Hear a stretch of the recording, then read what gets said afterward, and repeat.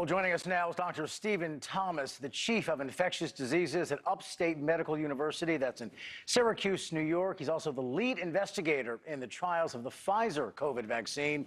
Thank you, Doctor, for being with us. We certainly appreciate it. Thanks for having me back. Let's talk about what really kind of grabbed the headlines this weekend, this new strain of COVID-19 that apparently is causing a dire situation in the UK right now. The two things I think kind of deserve the most attention would be, number one, we don't think just yet that it's any deadlier than the current strain, right? And then number two, the idea here that the vaccine would still be effective even against this strain. I just want to emphasize those 2 points, and if we know that for certain right now. Yeah, so those are two of the 4 points that I think about. So I think about, one, is it more transmissible? And I think that story is still not complete, even though there's some people that seem to think that that's a fact. I'm not sure that is yet considered fact versus the result of kind of computer modeling and things of that nature. The second is, like you said, is it more severe? Does it make people sicker? The third would be, do the therapeutics that we have, so plasma, remdesivir, these antibodies, Regeneron, Eli Lilly antibodies, are they no longer going to be effective? And then the fourth point, which you mentioned, is yes, do these vaccines right now, Moderna and Pfizer are the two vaccines that have emergency use authorization, are they still going to be effective? And at least of my read of the information and what I've seen is that really these vaccines, we should press on and press ahead. There's no evidence that this new strain will somehow escape the immunity generated by these vaccines. And I also have not seen that these new variants make people any sicker or that the therapeutics that we have are any less effective.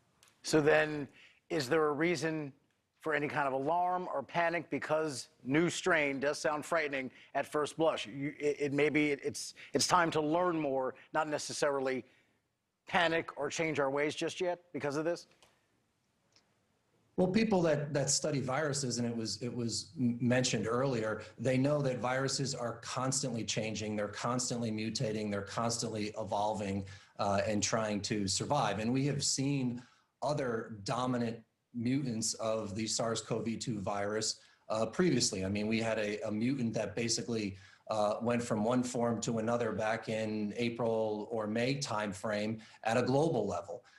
And so it's not unusual that we are seeing mutations and that we are picking these mutations up because scientists have been looking since the beginning of the pandemic, have been looking at these genetic fingerprints of the viruses that are being collected around the world. So should we be concerned? Absolutely. Should it motivate us to continue to do research on these strains and to be observant and to collect information? Absolutely. Should we panic? Not yet. And Doctor, last question, 30 seconds. What should the U.S. do about travelers from the UK? And two, is it almost inevitable this new strain will get to America as well? I think that it is probably already here. And in fact, if you look at the paper that was reporting this, you've seen that already they've isolated some of these virus strains with this mutation in it in the United States before.